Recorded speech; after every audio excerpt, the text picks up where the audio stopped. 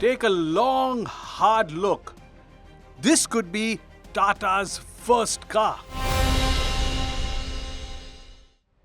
This is a Tatanagar, the first armored car made in India. Made right here in Jamshedpur in the 40s for the war effort. These armored vehicles were put together and sent all throughout the Commonwealth. Officially known as the Armored Carrier Wheeled Indian Pattern or ACVIP, the total number was upwards of 4,600 vehicles. Now what's interesting is that these were built on a Ford or a Chevy platform, normally coming from Canada, and they used a V8 engine. That's right, Tata's first car was powered by a V8. While there were several versions of these, most of them used 14mm steel armor up front. This slope armor is there so that bullets bounce off or shells bounce off. Tata Steel at the time made two grades, Tiscore and Tischrom, with the former used for the armor car, the thickness varying from 4mm to 14mm. Around the side you can see this is a truck chassis because you get a leaf spring front suspension. It's four-wheel drive, there's a differential up front and at the back. And the large fenders aren't just there to prevent water splashes, they also importantly help protect the rubber tires from being exposed to bullets. What's fascinating is that the engine sits at the back, so it's either a mid or a rear engine vehicle. The V8 would sit right here, and these slats are so that air can go into the radiator and keep it cool. The baffles are also there to protect the soft radiator core from bullets. The Ford engine was tuned for torque or pulling power and as a result made only 95 horsepower.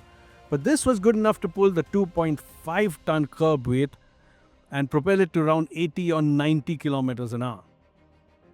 While keeping the engine in the middle or the rear provided some protection from the back and gave it an ideal weight distribution, the armored car must have been sensitive to heating up in the desert, especially with airflow coming from the front restricted.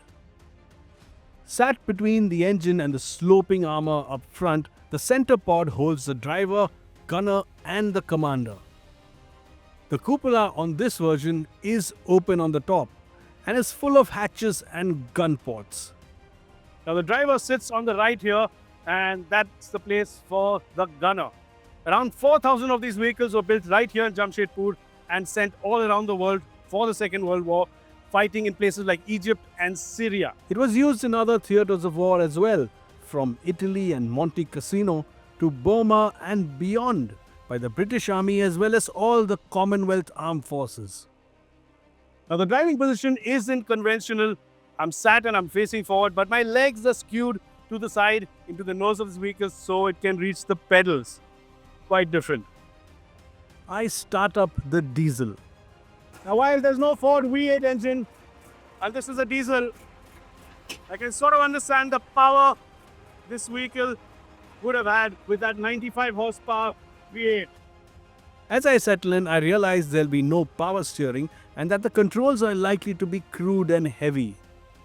Visibility actually is pretty good, and apart from the skewed driving position, this isn't too difficult to steer or drive. Surprisingly, even without power steering, the steering is pretty light. And that's got a lot to do with the fact that the weight of the engine isn't sitting on the front wheels, so the steering isn't heavy. The Tata Motors plant in Jamshedpur has some long stretches, and it's here that I managed to get a bit of speed. Wonder how much nicer it would have been with a burbling V8 and a nice dirt road to drive on. Stepping out of the Tatanagar, I feel I've gotten to experience a bit of history, bring it back to life. Also, we now know for sure that the Sierra wasn't Tata's first car or even SUV, and that the Nano wasn't the first rear or mid-engine Tata either. But did you know that Tata's first car was actually an armored car built in the 40s? We certainly didn't, not at least until we saw this one at a vintage and classic show in Jamshedpur.